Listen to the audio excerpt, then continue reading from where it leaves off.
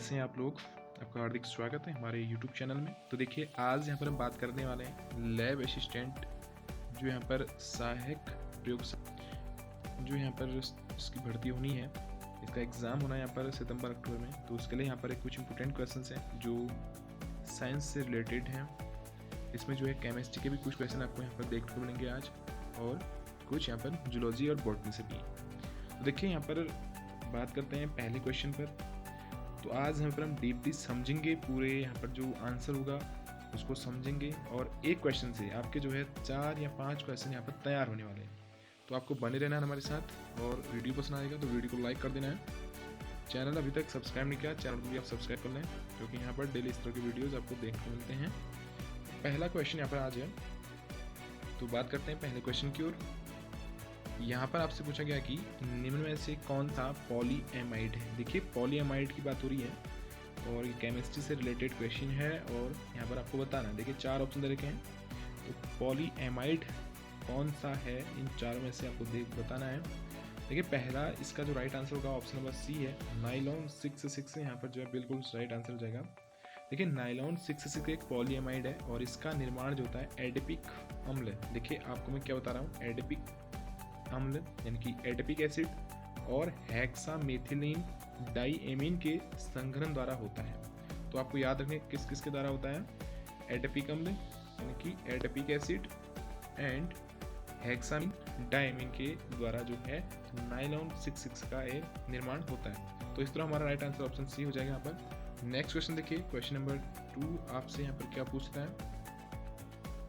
तो पहला यहाँ पर जो इसका जो ऑप्शन दे रखा है, दूसरा है, तीसरा है, चौथा है। तो एक उत्प्रेरक है। देखिए एक उत्प्रेरक क्या है, देखिए उत्प्रेरक की बात करें तो हम क्या करें कि उत्प्रेरक अभिक्रिया की ऊर्जा को घटाकर या बढ़ाकर अभिक्रिया की दर को घटा देते हैं अथवा बढ़ा देते हैं, परंतु स्वयं वो अपरिवर्तित रहते हैं। तो कहने का मतलब है जो कैटलिस्ट होता है, उत्प्रेरक जो होता है, ये क्या करता है कि किसी अभिक्रिया की दर को घटाया बढ़ा देता है। तो इस प्रकार जो होता है खुद तो अपरिवर्तित रहता है। तो इस प्रकार जो हमारा राइट आंसर होगा ऑप्शन नंबर डी होगा। तो ऑप्शन ए और बी यानी कि अभिक्रिया की ऊर्जा बढ़ा देता है और अभिक्रिया की ऊर्जा को घटा देता है। तो कहने का मतलब ये हुआ कि कोई भी उत्प्रेरक है किसी भी अभिक्रिया की जो दर है उसको बढ़ा या घटा देता है। तो इस तरह से right answer option D. Next question आता है, बात देखिएगा क्वेश्चन नंबर यहाँ पर 3rd वाला है, यानी कि 5th नंबर का क्वेश्चन है।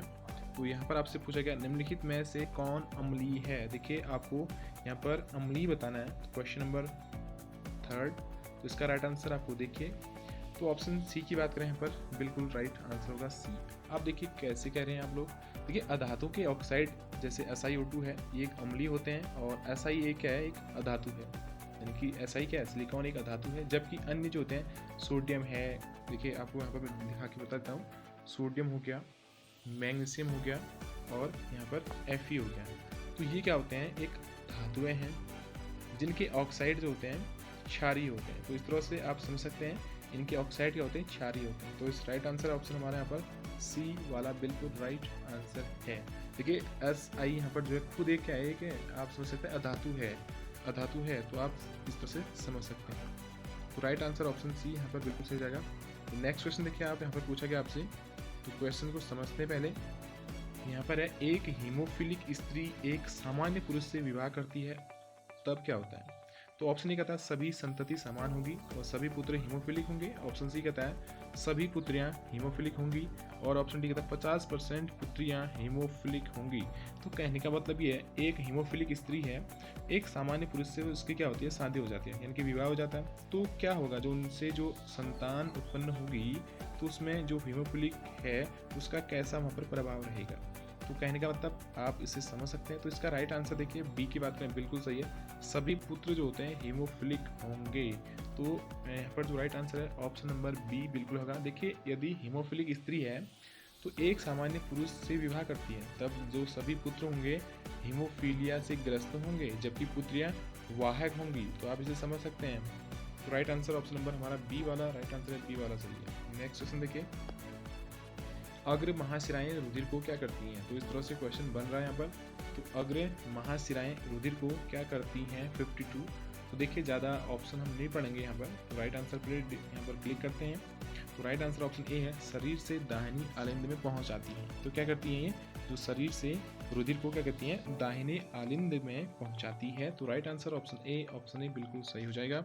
बढ़ते हैं नेक्स्ट क्वेश्चन की ओर। यहाँ पर देखिएगा, यहाँ पर आपसे पूछा जा रहा है 53 वाला, देखिए तो यहाँ पर है, निम्न में से कौन मानव शरीर में सूक्ष्म जीवों के प्रवेश के लिए एक शरीर क्रियात्मक अवरोध के समान कार्य करता है।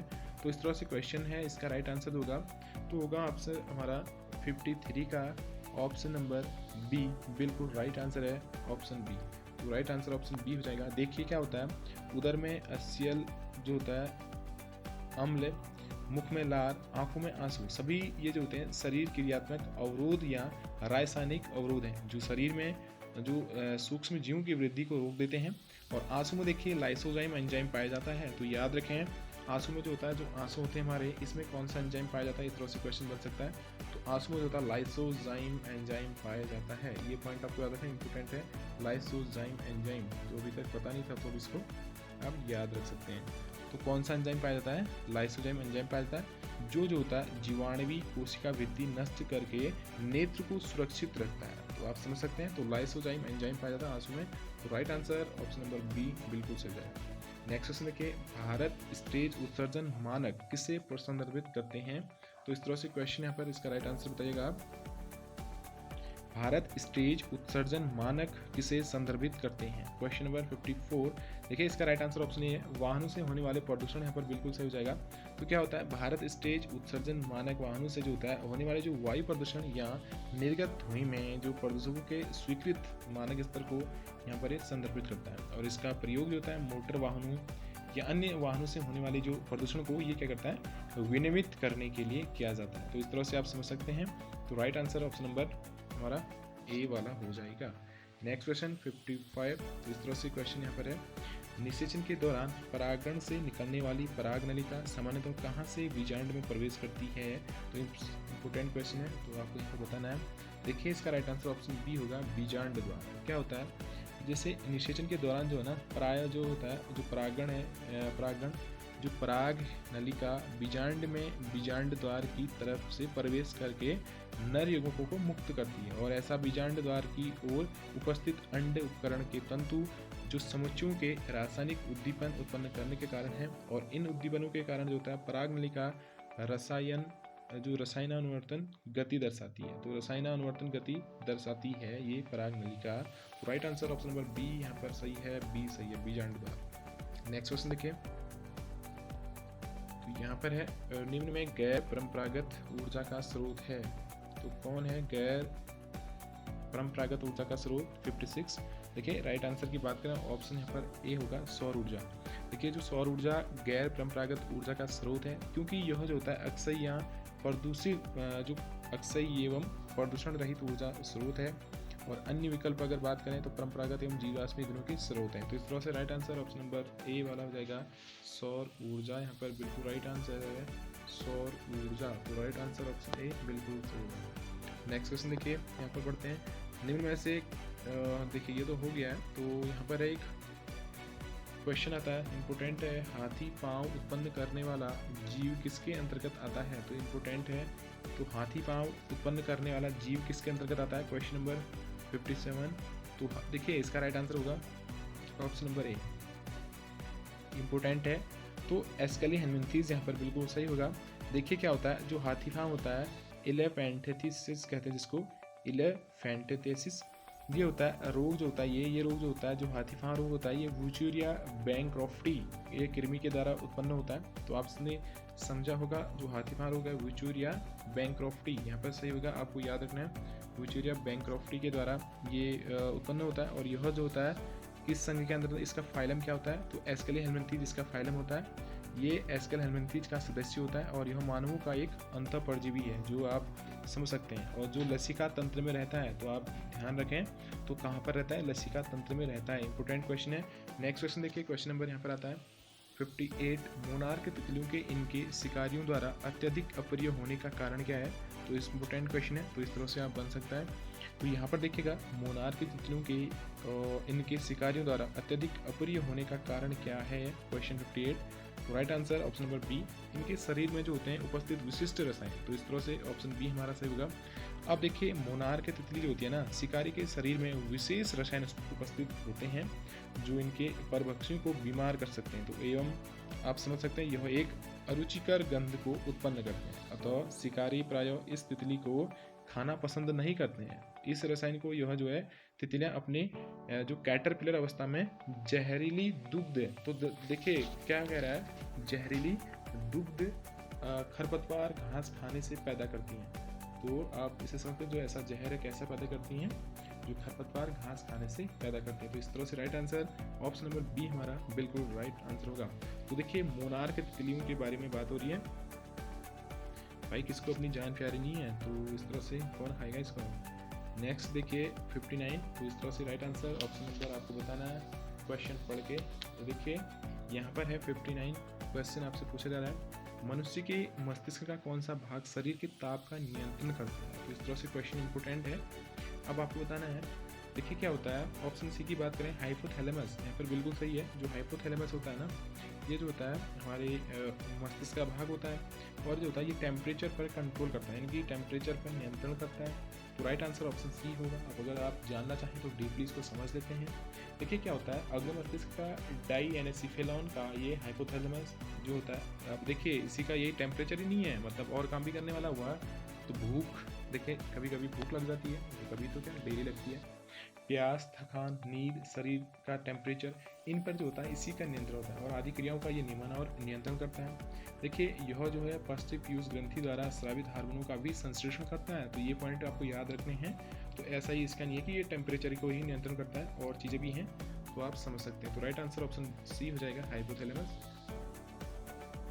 नेक्स्ट क्वेश्चन देखिए, तो यहाँ पर आता है क्वेश्चन नंबर 60, तो इम्पोर्टेंट है ये भी। तो यहाँ पर आपसे पूछा गया बीडल और टॉटम के न्यूरोस्पोरा क्रैसा पर किए गए प्रयोगों द्वारा प्रतिपादित हुआ। देखिए क्या कहा गया है, क्वेश्चन आपसे क्या पूछ रहा है, बीडल और टॉटम के जो है न्यूरोस्पोरा क्रैसा पर किए गए प्रयोगों द्वारा यहाँ पर जो है प्रतिपादित क्या हुआ। तो कहने का मतलब ये है। तो राइट आंसर आपको बताना है, 4 ऑप्शन देखें। तो राइट आंसर की बात करें ऑप्शन सी, देखिए प्रत्येक जीन एक विशिष्ट एंजाइम के लिए उत्तरदायी है। तो इसका राइट आंसर ऑप्शन सी है। अब क्या हुआ, देखिए बीडल और टॉटम ने सन 1941 में 1941 में जो है न्यूरोस्पोरा नामक एक कोशिकी कवक पर इन्होंने प्रयोग द्वारा यह सिद्ध किया कि प्रत्येक जीन जो है एक विशेष एंजाइम प्रोटीन का संश्लेषण करता है जो एक विशेष क्रिया को उत्प्रेरित करता है। तो इस तरह से इन्होंने ऐसा काम वहाँ पर किया था। कब किया था, 1941। तो किसने किया था, बीडल और टॉटम ने। तो right answer option number C हो जाएगा, सी हो जाएगा। नेक्स्ट क्वेश्चन बढ़ते हैं। तो देखिए आपको याद रखना है,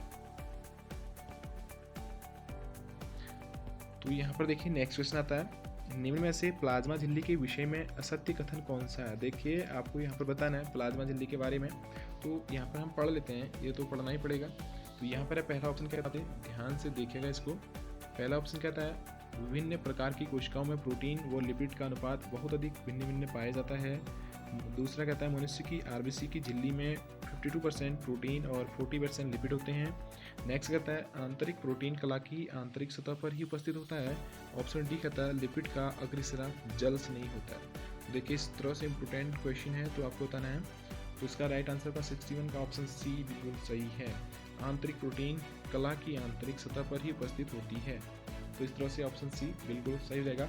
अब देखिए थोड़ा सा बात करें, देखिए आपने नाम तो सुना होगा सिंगर और निकोलसन के प्लाज्मा झिल्ली के तरल मोज़ेक मॉडल के आधार पर प्लाज्मा झिल्ली सतह पर पाए जाने वाले प्रोटीन को समाकल या आंतरिक अंगभूत व परिधि प्रोटीन 2 भागों में विभक्त करते हैं। और परिधि प्रोटीन झिल्ली की सतह पर होता है, जबकि आंतरिक प्रोटीन आंशिक या पूर्ण रूप से झिल्ली में धंसे होते हैं।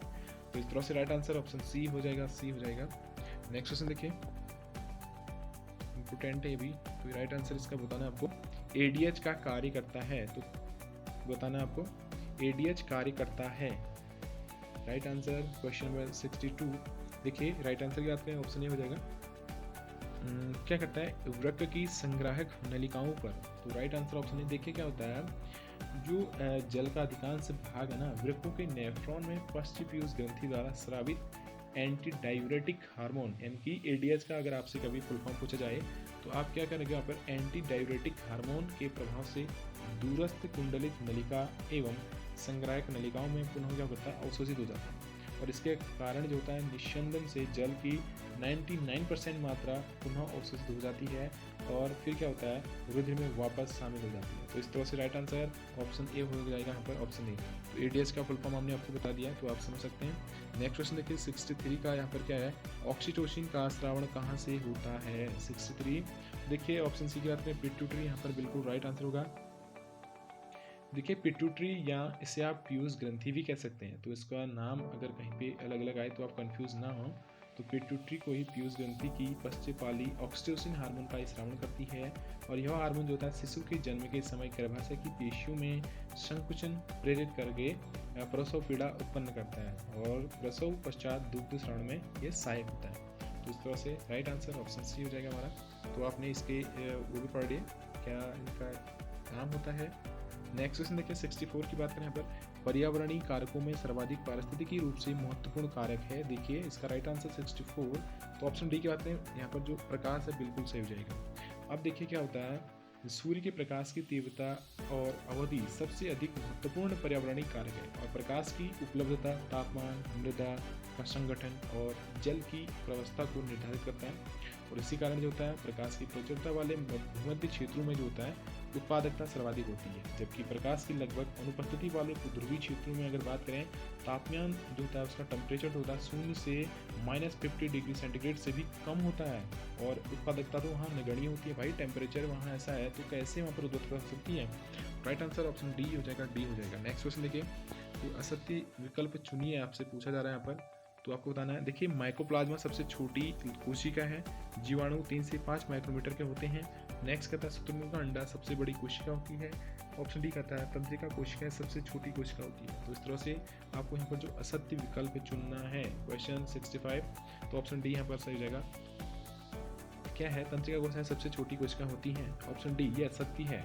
देखिए तंत्रिका कोशिकाएं मानव शरीर की सबसे लंबी कोशिकाएं होती हैं जिनकी लंबाई जो होती है 90 सेंटीमीटर तक होती है, ये आप याद रखना। और इसका कार्य जो होता है आवेगों को उत्पन्न व संचरित करना, तो इसलिए राइट आंसर ऑप्शन डी। देखिए तंत्रिका कोशिकाएं सबसे छोटी कैसे हो सकती हैं, तो अभी तो थोड़ा सा ध्यान लगाइएगा। तो ऑप्शन देखकर ही आपको यहाँ पर पता होना चाहिए कि तंत्रिका कोशिकाएं मानव शरीर की सबसे लंबी कोशिकाएं होती हैं। तो अगर इनका लेंथ कितनी है 90 सेंटीमीटर, उससे भी। तो नेक्स्ट क्वेश्चन देखिए, यहाँ पर आता है 66, निम्नलिखित में से क्या विश्वव्यापी पर्यावरण की दुर्दशा का कारण नहीं है। तो क्वेश्चन आपसे क्या बन रहा है, तो इस तरह से भी क्वेश्चन बन रहे हैं। निम्नलिखित में से क्या विश्वव्यापी पर्यावरण की दुर्दशा का कारण नहीं है, क्या नहीं है। तो 66 का यहाँ पर देखिए ऑप्शन डी की बात करें, कचरा भराव क्षेत्र। देखिए ऑप्शन डी बिल्कुल सही जगह। अब भाई बात करते हैं जो कचरा भराव क्षेत्र की व्यवस्था का संबंध जो होता है अपशिष्ट प्रबंधन से है। विश्वव्यापी पर्यावरण की चिंताओं को कम करने से इसका जो होता है अत्यधिक महत्व है और वैश्विक पर्यावरण की समस्याओं को बढ़ाने में जैव विविधता का ह्रास, कार्बन डाइऑक्साइड की बढ़ती मात्रा और पराबैंगनी यानी कि यूवी किरणों का धरती पर पहुंचना महत्वपूर्ण प्रवृत्तियां हैं। तो याद रखना है ये राइट आंसर इसका ऑप्शन नंबर डी होगा, कचरा भराव क्षेत्र। बिल्कुल ऑप्शन डी, बिल्कुल ऑप्शन डी। तो आगे बढ़ते हैं नेक्स्ट क्वेश्चन की ओर। तो नेक्स्ट क्वेश्चन यहाँ पर देखिएगा, यहाँ पर है निम्नलिखित में से कौन सा हार्मोन फलों के पकाने में सहायक होता है। देखिए अब बचपन से पढ़ते आ रहे हैं, इसका राइट आंसर आप लोग हमें बता ही देंगे इसका राइट आंसर क्या होगा। देखिए इसका राइट आंसर 67 का ऑप्शन नंबर जो हमारा बी है, एथिलीन है। देखिए एथिलीन सही हो जाएगा। देखिए एथिलीन को गैसीय हार्मोन या फल पकाने वाला हार्मोन भी कहा जाता है, ये पॉइंट आपको याद रखने हैं।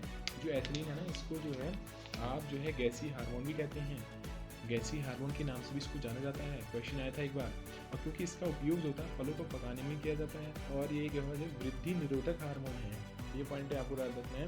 देखिए फलों को पकाने वाला हार्मोन किसे कहते हैं, तो एथिलीन को ही कहा जाता है। और एक गैसीय हार्मोन भी इसको कहते हैं, क्या कहते हैं, गैसीय हार्मोन भी इसी को कहते हैं। तो नेक्स्ट क्वेश्चन देखिए हमारा यहाँ पर राइट आंसर ऑप्शन बी। तो नेक्स्ट क्वेश्चन यहाँ पर आता है, यहाँ पर आपसे पूछा गया, देखिए निम्न में से कौन से स्वास्थ्य विकार में ज्वर, सर्दी, खांसी, सिर दर्द, ग्रे या नीले से होंठ एवं हाथों के नाखून आदि लक्षण सम्मिलित होते हैं। तो आपको यहाँ से क्वेश्चन पूछना है, समझना है और फिर यहाँ पर राइट आंसर देना है।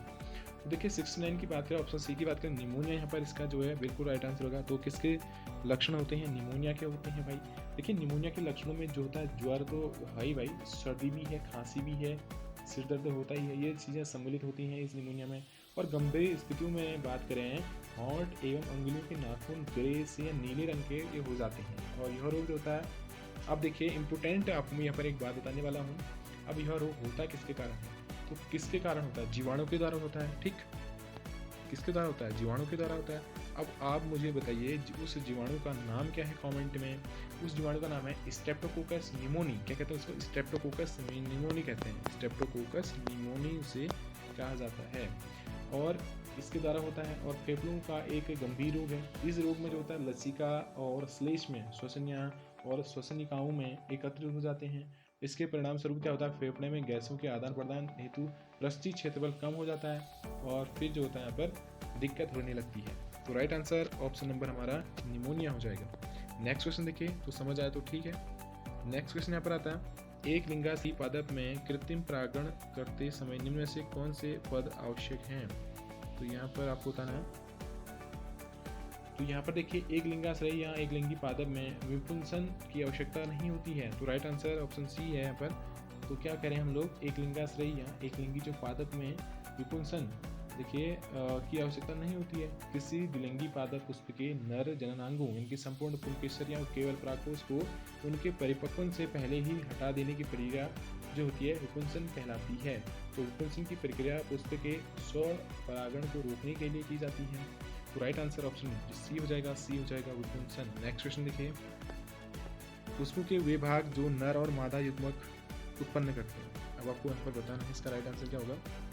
तो क्वेश्चन नंबर 71 का राइट आंसर दीजिएगा आप। 4 ऑप्शन दे रखे हैं आपको।